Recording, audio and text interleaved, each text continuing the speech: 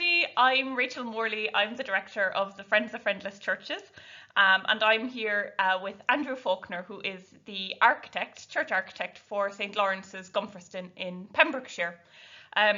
This is a recording of a talk that we gave at Tenby last week.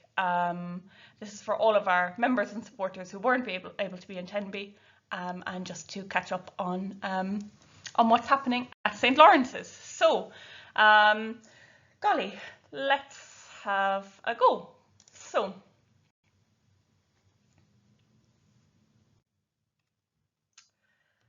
So first of all, for anybody who doesn't know, the Friends of Friendless churches are a small charity. We were set up in 1957 to rescue, repair, and reopen for community use and enjoyment redundant places of worship.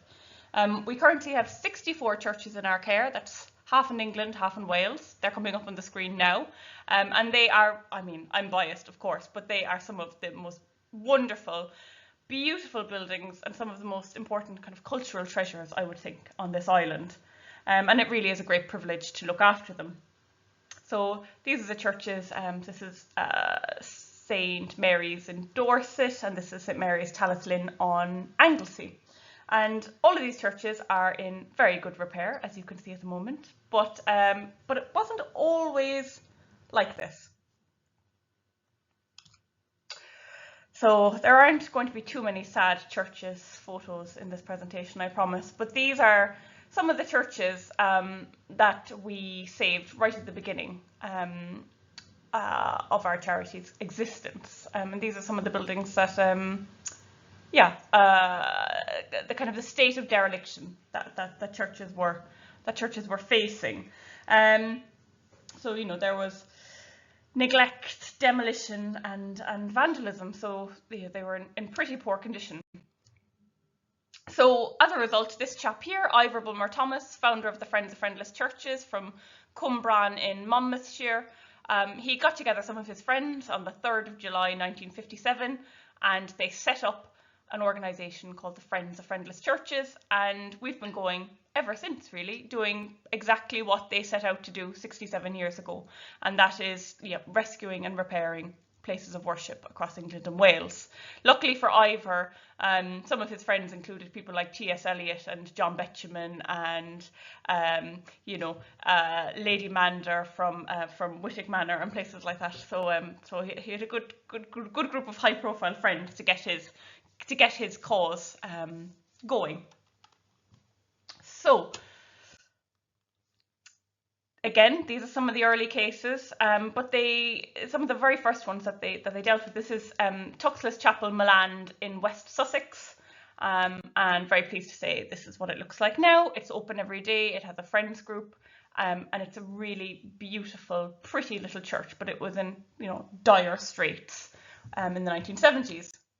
Now, people will say, well, obviously in the 70s, that was kind of the Wild West or whatever of when it came to churches. But actually, churches still aren't in great condition. So this is St Dennis's East Hatley in Cambridgeshire. We took this church into our care in 2017. This was it in 2005. The ivy was removed by the time we had taken it on, but it still didn't have any floors, windows, kind of the important bits. So for the last 5 years, we've been sorting that out. And oh golly, yes, I forgot about this bit. In 2020, we did a repair on it, and it must have been a very slow news day because I was surprised to find myself in the Daily Mail, being quoted essentially a bush, which is what St Dennis's had become shortly before we took it on. But this is St Dennis's now, really, really beautiful church, 13th century origins, 19th century restoration by Butterfield, sits in a conservation area churchyard, and has a great group of friends and supporters who have been with the church, even when it was completely overgrown. They've been championing it all that time, so we're very grateful to them. And of course, the church we're here to talk about, well, St Lawrence's Gumfreston in Pembrokeshire was I mean, it was heading in the direction of East Hatley, I think. This was taken in 2020, 2021, and you can see the ivy taking over. I know Andrew is going to show more photos of kind of how the church is in the grip of the ivy. Again, this is it when I first went there. Yes, so the reason why this church came to our attention in the first place is because Andrew was the church architect, and he did a quinquennial inspection, and he thought, golly, this church needs some attention pretty soon, and he knew that the money wasn't there to look after it. So that was in 2020, 2019, 2020. So it's taken us about 3 or 4 years to get to this point, because for the Friends, for anybody who doesn't know, we are a small charity. We have 3 members of staff. We receive a grant that we're very grateful for in Wales only, which is from Cadw and the Church in Wales, but it combined, it comes to about £150,000. The bill for St Lawrence's was in excess of £500,000. So my trustees kind of thought, golly, we're not going to be able to help any other church for very many years if we're going to take on St Lawrence's. So we tried to do what we could. This is a sign on the door when the church had officially closed, and it's the only church I've seen that's closed that has this "Please reopen" written on it, and it just goes to show, which we'll demonstrate later, the love and support for this church. But back in 2021, we still hadn't found the money, but we had a small working party. So we removed what ivy we could, we cleared out the drains, and we kind of unclogged gutters and things like that, just to try and buy some time. In 2022, we had a small grant from Cadw, again, just to do some urgent repairs to things like windows and roofs, which Andrew will talk about more in a minute. But we did that, and we bought a little bit of time, which was great. But we still needed to raise quite a lot of money. And in May of last year, we were really pleased because we found out that we had been successful. I approached the National Heritage Memorial Fund, who are a funder of last resort. So you have to prove that you've gone to everybody else, and nobody else will help you, and then they will consider an application from you. So we went to them, and we went to them with 2 churches. So one is St Lawrence's, Gumfreston in Pembrokeshire, and the other is St James's Llangia in Monmouthshire, which I'll mention again later. But I'm delighted that they gave us a grant of £769,309 towards the repair of both churches, and that took us a huge chunk of the way. So we were confident that we could raise the rest and get to site. So with that, I phoned up Andrew, told him the good news, and we cracked on. And I'm going to hand over to Andrew now, who's going to tell you more about what happened from that moment on. Okay, over to you, Andrew. Thank you, Rachel. So I'm going to talk a little bit about the history of the church and how it's arranged. A little bit about the condition of the building as we found it, a little bit also about the preliminary works, which Rachel mentioned already, which were part funded by Cadw, and then I'm going to talk about the main repair project, which we have underway at the moment. It started in October and it runs through until September this year, 2024. And there's 3 aspects of the project I want to focus on. One is the tower, particularly the roof and the render, because we're going to re-render this church for the first time in some hundreds of years. The repairs to the roofs, because we're having to repair every single roof completely. And perhaps most excitingly for some, the interior, where we're removing emulsion paint throughout the church. And actually we've discovered some more medieval wall paintings that nobody knew about. How do I skip the slides? If you shout to me, I'll do it, Andrew. Thank you. Okay, so we're just going to start with some plans. It's the same plan which I'll show several times, just to show which areas are the oldest parts and how it developed over time. So we have the nave in the centre and the chancel at the east end, as you'd expect in most churches.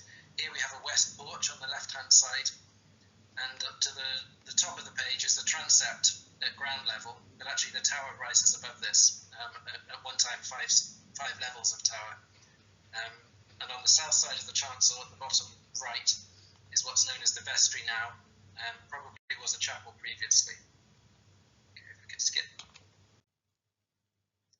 So the earliest parts of the church are believed to be the nave and chancel, which are 13th or 14th century. There's some debate about that because this is clearly a very ancient site, and has had early Christian and pre-Christian activities here. There are wells in the churchyard which are known to predate the current church. And next slide, please. But the records in history are fairly, there isn't much information available really, but we're told that the porch was added in the 15th century and the tower at roughly the same time. The tower certainly seems likely to have been added at that time, stylistically and based on evidence of other churches in the area. That seems to be a good assumption. The porch is vaulted, and we'll see some photos of that later on. And there's some discussion as to whether that actually predates the rest of the church, but we really don't know just now.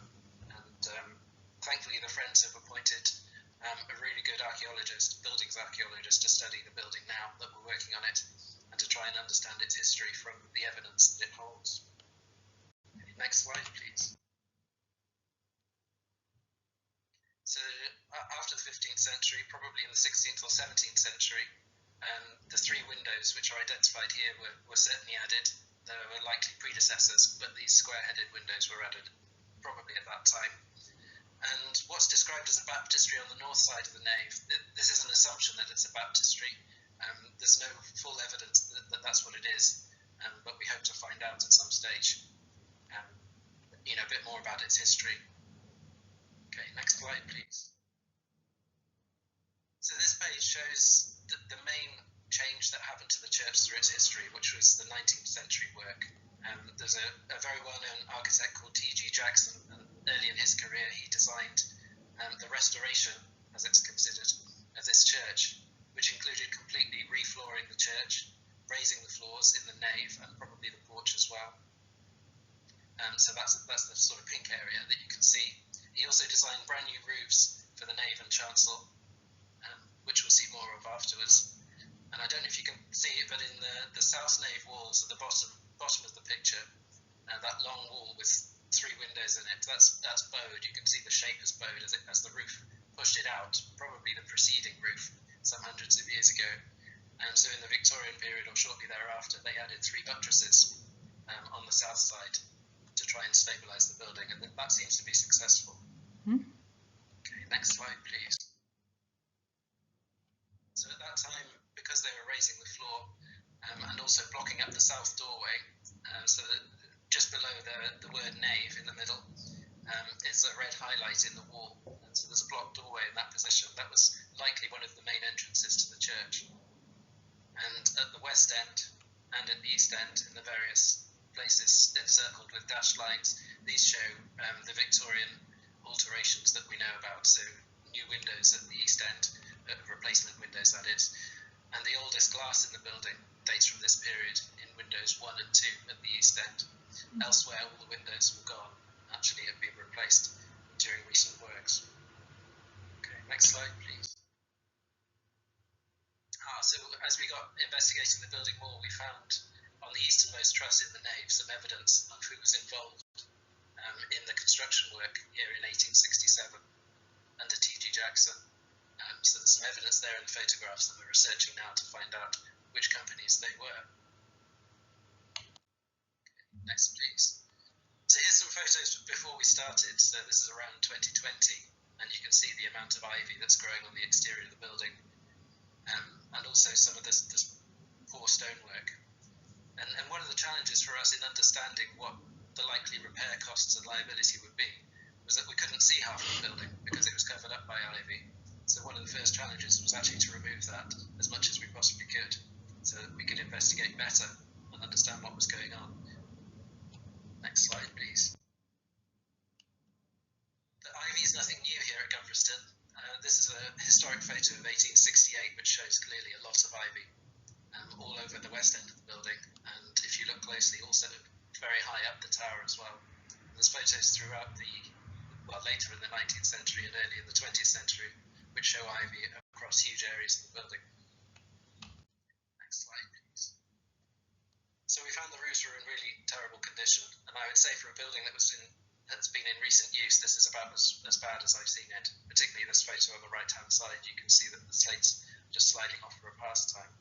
And what you're looking at is the 19th century slates are the sort of buff colour, and then the repairs are in various other slates, which are actually North Wales slates from near Blaenau Festiniog and probably Penrhyn, which are the more purple ones. But even the repairs have been sliding away, and the previous roofer said actually there's very little left to fix to because of the decay and the timber work underneath as well. Next slide, please. So here's some shots of the interior. On the left, it's the main view from the west end, looking across the font and towards the chancel, through the chancel arch in the distance. And you can see how much of the interior was affected by the 19th century works. Almost all the finishes that you see, so the floor, the roof structure, and all the fittings all date from the 19th century. But hopefully you can also see the character of the medieval building in the slants to the walls and the slightly unusually shaped openings that aren't quite as true and perfect as the 19th century work might aspire to be. On the right-hand side, you have a view which is taken from the east end of the nave, so with the pulpit just behind you and looking northwards into the north transept beneath the tower. And above is a vault which we had believed might have been concrete based on some evidence from documentary evidence. But actually in our investigations we found out it's all medieval. And so the lines may well be the shuttering from the original formwork to form the vault many hundreds of years ago. Okay, next slide please. So here on the left is an overall view from the southwest. So you're looking at the porch on the left-hand side, and then the nave with its three buttresses on the south side, and then to the right-hand side you're seeing the end of the vestry, the former chapel, and obviously the tower extends up beyond. On the right-hand side you're seeing the east end of the chancel, and these photographs were taken just after the preliminary phase of repairs that Rachel mentioned, and thankfully with help from Caddy, a very good local contractor was able to undertake quite a lot of repointing works, and also to replace a number of the windows where there was just modern sheet glass in place. Okay, next slide please. So here's some more shots of the preliminary work.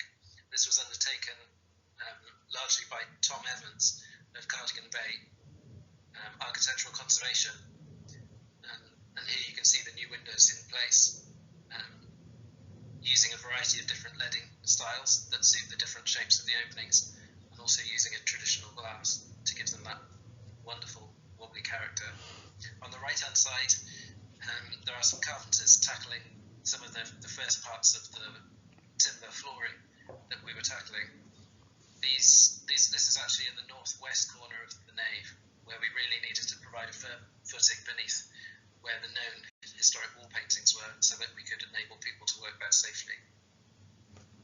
Okay, next slide please. So on to the main project. So this started in October 2023, and you can see actually the whole building has been scaffolded, not only the main part, the nave, chancel, porch and so on, but also the tower with a temporary roof over the top. And this was really essential because we've been working all the way through the winter under really tight constraints for ecology particularly, because there are bats that have been using the building in the tower particularly. So a lot of the work had to be finished externally by the end of March, and thankfully we managed to hit that target. So on to the next slide. So this is just before we tackled the tower. You can see the pointing. This is one of the biggest challenges has been the tower. It's leaked for decades, for sure, to my knowledge, and probably for a lot longer than that, and leaked down into the church, so water's been running across the floors. And actually the old pew platform beneath the tower and the fittings are completely gone there and replaced with concrete, presumably sometime in the 20th century. But interesting is this strap pointing, which is all cement and a modern intervention. And it's easy to imagine that the pointing, the ribbon pointing we call it, which sits proud of the wall, actually reflects where the stones are and where the joints are. But actually we found that they were much more comprehensive, let's say, than we first thought. And so in the photo on the right, you're actually seeing very little stone at all, huge areas of cement mortar and huge lumps of cement mortar that had to come out. So it's been quite a time-consuming exercise doing that without causing damage. Okay, next slide, please. But when some of that mortar came out, we found actually the tower was very well built indeed. And you can see the photograph on the left. This is one of my favourites. It's just for a small loop window in the tower, but it's so beautifully formed with huge stones in a very sort of primitive way, but very carefully built. You can see all the packing around the principal stones. It's been put in very neatly and built up. And on the right is some evidence of the historic render that was on the tower. We don't know the age of this render, but it's likely to be medieval or soon after, because we think that actually the tower hasn't been rendered for a good long time.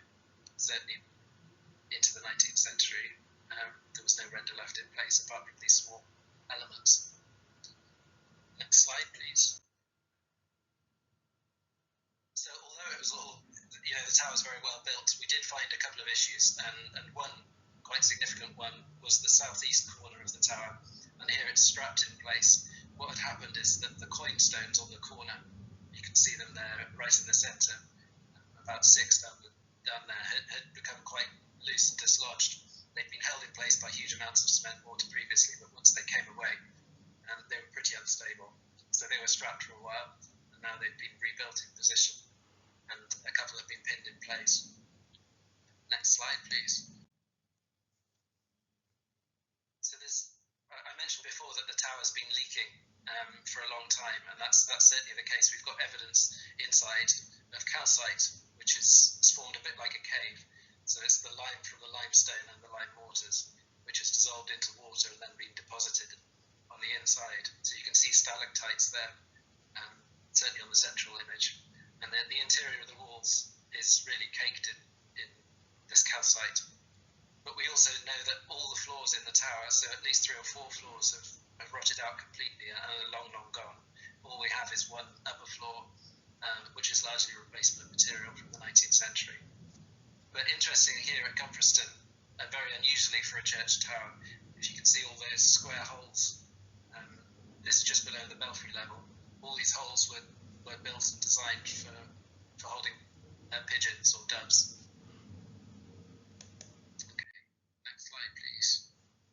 So here's some progress photos. On the left-hand side, you've got the merlons and embrasures right at the top of the tower, some of which have had to be rebuilt, but the top sections have been recapped. In the centre, you've got some pointing has been put in, and the gentleman there is just working it back to make sure it's well compressed as it goes off. And on the right-hand side, you've got another chap who's actually throwing the mortar on. He's got a very gritty mortar in the bucket, and he's throwing it on with a harling trowel, and that's a really good way to make it adhere really well to the wall. So they're starting with a harling coat, which provides a really good texture, and once that's gone off a bit, we can apply more render, and then it's got a good key to bind to the surface. Next slide. So this is the first coated place. So the left-hand side, a view of one side of the tower on one stage of the scaffold.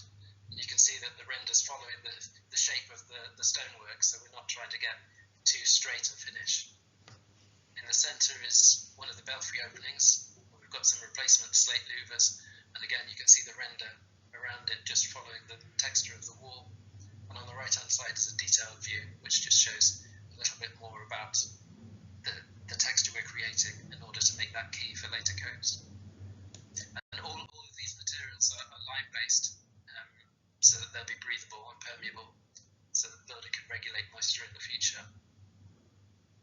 So onto the top of the tower, this is the roof as we found it. So on the left-hand side, extreme left, you can see the 2 huge slate slabs which top the spiral stair, which takes you all the way from the floor of the church right to the top of the tower roof, and just a small opening on the left-hand side.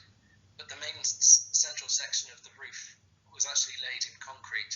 So looking at the image on the right, you have those timber joists overlaid with corrugated iron, all of which was temporary work as shuttering, upon which they poured their concrete. And the concrete was poured in and reinforced with metal. And the metal they used, as shown in the next slide, Rachel, wasn't as formal as we might use today. They actually used old bed frames. Hopefully we've got an image of those. Yeah, so on the left you can see the concrete being broken out, and on the right you can see again more of that concrete breaking out. But if you look in closely, you can see some horizontal and vertical lines within it, and they're actually the sections of metal bed frame, and there were 2 bed frames used at that time. So we think this work was done post-war when metals were particularly scarce. But unfortunately, the roof was leaking and had been leaking for a long time, and when it was only fitted with one small outlet, which made it very prone to blocking and leaking right down inside the tower. When we opened up, we actually found out that there were 4 historic openings for getting water out, and quite an interesting configuration for the roof. So this is the new roof structure going in. You can see a central valley in the middle, and then the joists on either side are forming the slopes to send the water into that central valley. And then on the right-hand side, it will actually go out through one of the original outlets through a chute, which I think we have a photo of in the next slide. No, we don't. No. Okay, sorry, I might come back to that. So these photos show the condition of the belfry as it was when we started.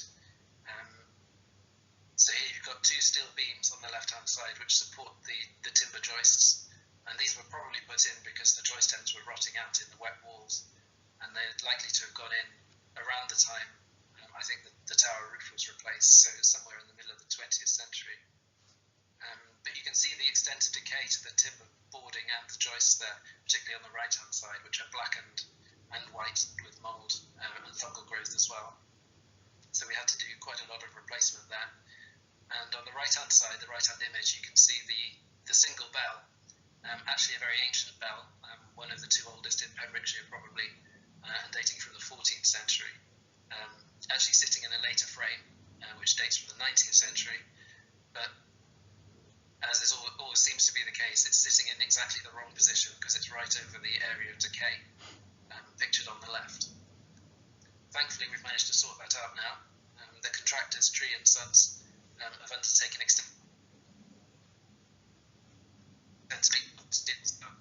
in the walls and to run them back and redecorate them and to replace the timber elements that are decayed. Okay, next slide, please. So here we can see the repaired bell frame. We managed to keep quite a lot of the bell frame, but a couple of sections had to be replaced and they've been cut in very neatly. And you can see the bell there hanging and looking much happier in position. Okay, next slide, please. Okay, so onto the roofs. I mentioned before that we have a lot of Pembrokeshire slate, which was mostly certainly laid on the principal roofs in the main restoration work around 1868. So the sort of buff colour, tan colour, is all Pembrokeshire slate. Unfortunately, it's no longer quarried, and at this age, it's in really poor condition. It tends to be very, very soft and delaminates very easily. So we've been unable to use that again, or to find replacements that would match. But we're using Welsh slate from North Wales, from Snowdonia, which is actually as per the repairs that you see there. The bluer grey colour is the one we've gone for. Okay, next slide, please. But associated with the roofs and their condition was the stonework over the gables. And I think these pictures are pretty emblematic of the problems at Gumfreston and the ivy that's got so deep into the walls. We'll see it later how deep the roots have got, right down, maybe 20 feet down, behind the plasterwork, behind the later finishes inside. Okay, Okay, next slide, please. So because of the problems with the wall heads and the ivy getting in and paths for water, a lot of water had saturated the walls, all of the gable walls. And so all the timbers that were bearing into them suffered because they were in such a wet environment. So you can see on the left, you have a purlin at the bottom and a ridge supporting the top of the roof at the top. And both have been cut back, and we've put in stainless steel plates which transfer the loads of the roof across into the walls again properly. And on the right is a detail of one of those purlin repairs. And there are various methods of repairing timber. In this scenario, we could have cut out more timber and put in a carpentry repair. But in this scenario, we were quite happy to keep the timber out of the wall. But also, using the stainless steel, we were able to keep as much of that timber as possible. In order to make a carpentry joint effectively and that will last, we'd have to cut out more timber, which we were reluctant to do. Okay, next slide, please. And this photo is really to explain how the nave roof structure is. It's very beautifully designed by T.G. Jackson. I don't know if you can see, but there's actually alternating truss designs, so not all the trusses are the same. And they sit on corbel supports. You can see bottom left and bottom right, which were put in at the same time. But they were designed in such a way that the principal structure, the trusses particularly, are set inboard of the roof, so they're not vulnerable really to water from the roofs unless they got really, really bad. So actually the trusses survive almost intact. We've had to do some localised repairs, but very little at all, which is wonderful. So most of the repairs have been to the extremities where they've been bearing in wet walls and along the eaves particularly where water's got in. Okay, next slide please. So here's some photos of the work underway a couple of months ago. So the slating's going on the left hand side, that's the chancel. So we've got new felt, new battens and slating going on. You can see the Hessian protections to the stonework, and that's to protect the lime mortars to make sure they don't go off too quickly because they can be prone to cracking. On the right hand side you can see that the stone copings are going back on and looking really nice. Okay, next slide please. Okay, so the porch roof is one of our biggest challenges actually, although it's one of the smallest roofs. You can see on the left hand side as we found it, so it's a vaulted structure inside as the centre image shows, but on the left hand side you can see it had been overlaid in cement and concrete patching for a long time, and that had broken up many times, and vegetation has taken hold and caused lots of damage. But actually within that we found evidence of the previous roof finish, which was a red sandstone tile. Relatively unusual in this part of Pembrokeshire, though some examples do exist. It's not quarried very much anymore, but we have managed to find a salvage source from Monmouthshire, which we can use. On the far right is an image of the last tiles left in situ, the early tiles at the abutment. So you can see how they were laid as overlapping tiles, and quite beautiful, very, very thick, unlike the Victorian slating.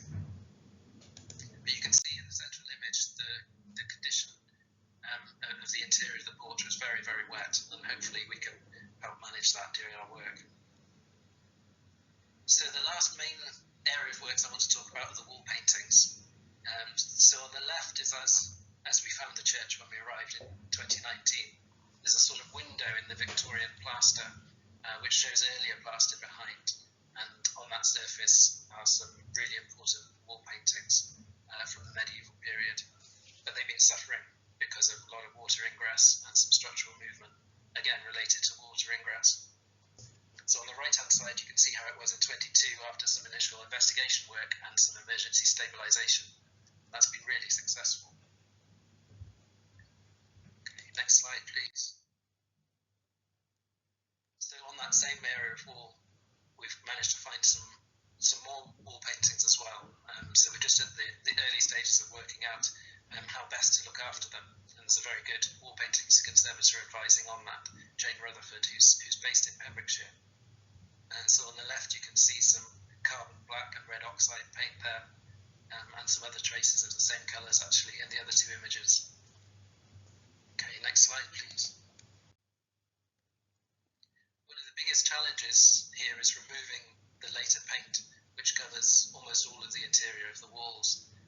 So an emulsion paint was applied with the best of intentions, but unfortunately it's not been the best thing for the building. Because it's made with acrylic, it's impervious, and so it holds moisture within the walls, and it's created a wonderful environment for ivy roots to thrive, and they've caused quite a lot of damage, as is the water generally that's been held by it. In some places where that paint was removed, water was just seen running down the walls at the same time. So on the left is a view of the nave, so you can see scaffolding in place. That's for the investigations of the wall paintings, mainly on the left-hand side, the north wall, and on the far wall, straight ahead, which is the east wall of the nave. And that's where we found most evidence of medieval wall paintings, which we'll come on to in a second. The second image in the centre is of the north transept below the tower, and you can see there, about halfway through removing the paint at this point, and finding lots of really interesting old plaster underneath.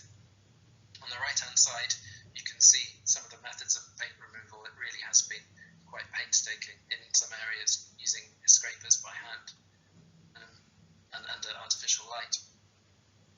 Okay, next slide, please. So I mentioned that the ivy roots had got well into the building, and this is really characteristic of what we're finding. So on the left-hand side, you can see these heavy mats of ivy roots. This is actually behind where the pulpit was, and in an area where we know that there are lots of old medieval wall paintings, which we're gradually discovering. And what's happened is the ivy has been growing down, the roots have been growing down between the layers of plaster, and also getting in behind some of the layers of the wall paintings as well. On the right-hand side, it's the same issue, and this is in the chancel. But it just goes to show what a perfect environment's been created by the leaks at roof level, and then the trapping of the moisture that's got into the walls by the impervious paint on the inside. Okay, next image, please.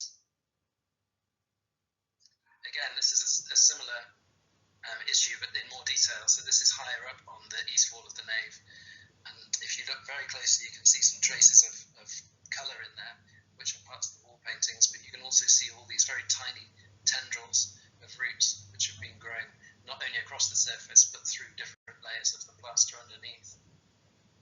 Okay, next slide, please. And here on the right-hand side is perhaps the most legible part of the medieval painting we've found so far, and this is in the area just behind the pulpit on the east wall again. So I think in the bottom there you'll be able to make out part of a medieval face with a slightly reddened cheek, perhaps a couple of hands praying as well. And these are really important paintings, and these traces and the other traces across the wall are telling us that actually there's likely to remain some really, really significant paintings across a large area of that wall. Okay, next slide, please. Okay, so there's a slide here just to advise everybody who's involved with the project. Obviously, the Friends of Friendless Churches are running the project. The main contractor is Tree and Sons, based in Pembrokeshire, and doing a great job. I've been involved as architect and principal designer. That's the health and safety role. We've had Ian Walker as a quantity surveyor, John Amblin, a structural engineer, some excellent wall paintings advice from Jane Rutherford, based locally, and our wonderful ecologist, Sean Williams of Kite Ecology, based in Tenby. And we've also had specialist advice on the bell, which has been given freely and very kindly by Peter Hayward. There's a couple of notes there about funding as well, which Rachel has mentioned, and about the people that were involved in the preliminary works, including Cardigan Bay Architectural Conservation.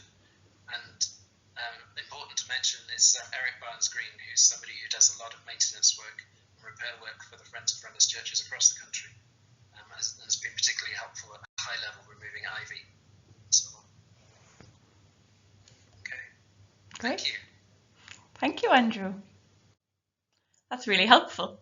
Thank you so much, Andrew. And I would just like to say, I mean, my heartfelt thanks to Andrew, who's been, running this project so wonderfully and with such great care and passion. So it's fantastic. So thank you, Andrew. So we've done this talk in Tenby.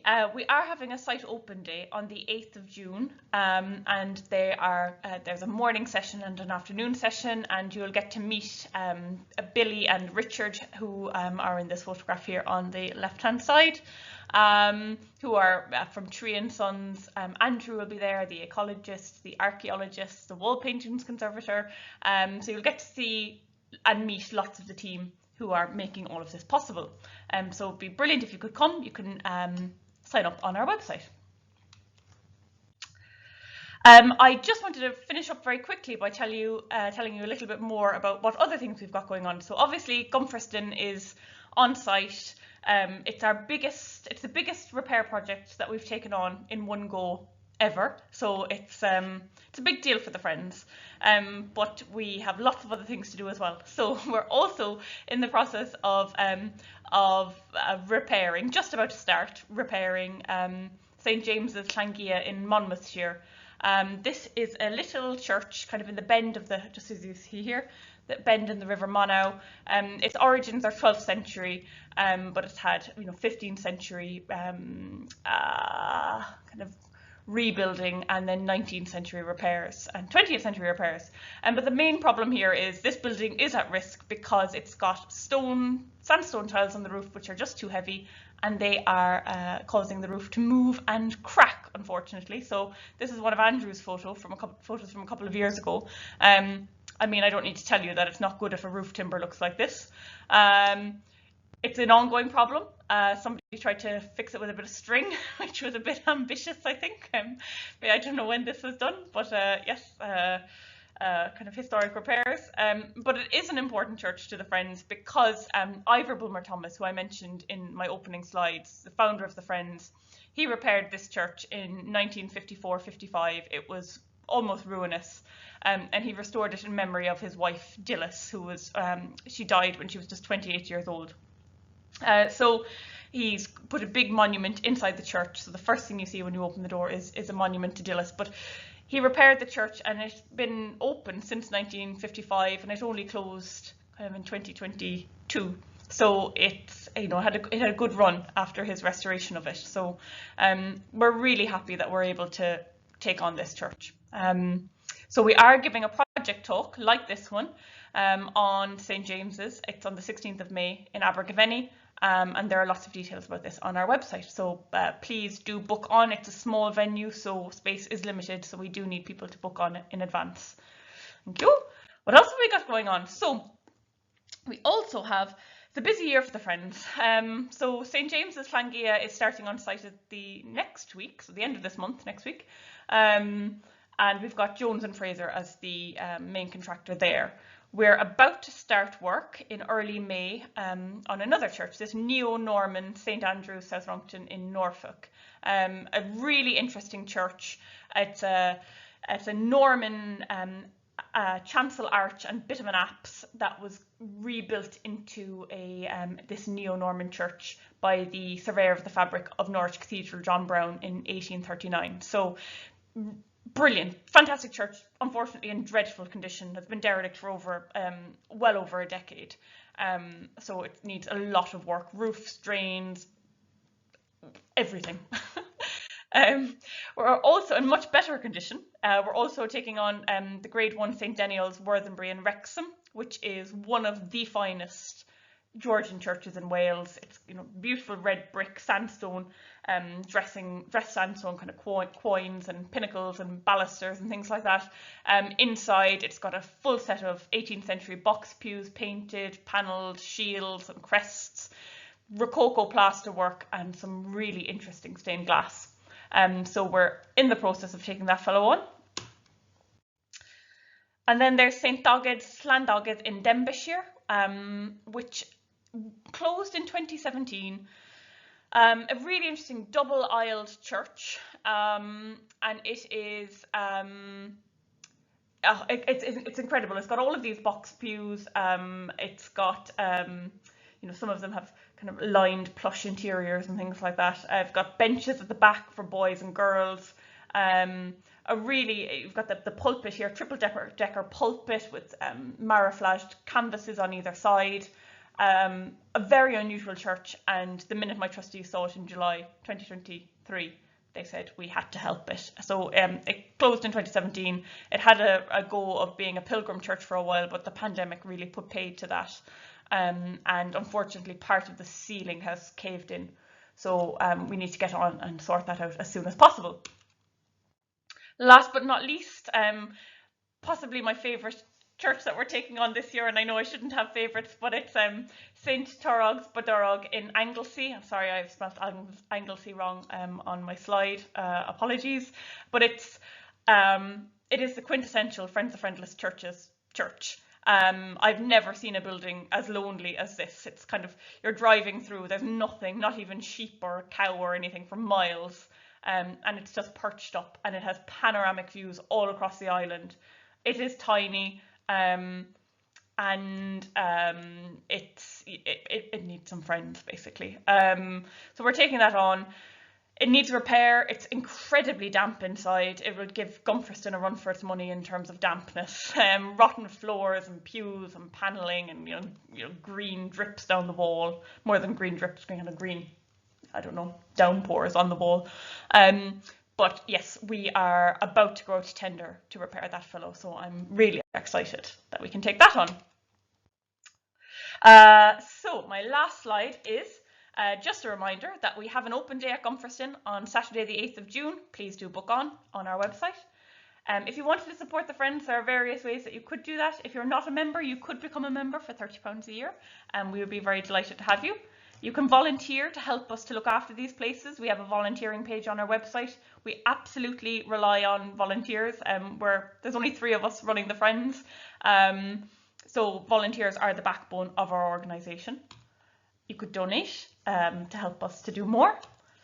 You can watch our film, Stories in Stone, which is on YouTube, which we commissioned last year, and Andrew talks on that very eloquently, which is great. And you can follow us on all the various social medias to catch up with us.